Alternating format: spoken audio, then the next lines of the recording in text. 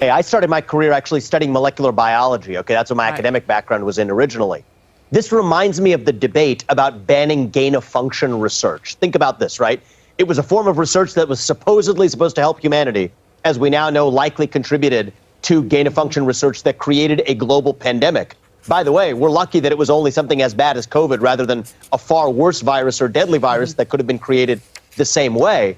And you know what happened? China came into the picture again over there, where in the U.S. you banned it. Well, guess what? You had rogue actors in the U.S. who then funded it through the EcoHealth Alliance that found its way to the lab in Wuhan, China. But China didn't ban it. And that's exactly where it got done. So in a certain sense, you put your finger on the right pulse there, Dagan, is that while I think these guys have done a service in spawning a conversation through writing this letter, that's not going to actually result in even the course of action that they would recommend. Just look at even the federal ban on gain-of-function research. And so what I think we need to focus on now is start preparing human beings for the advent of that AI and to protect ourselves in whatever ways we can starting now. And the first is educating Americans on the fact that just because it's AI doesn't mean you have to bend the knee to it as a form of authority in what it says. Go to ChatGPT and ask about addressing climate change or addressing racial inequity. You get a response that sounds like a technical sounding authoritative response when it's actually just a political ideology in there.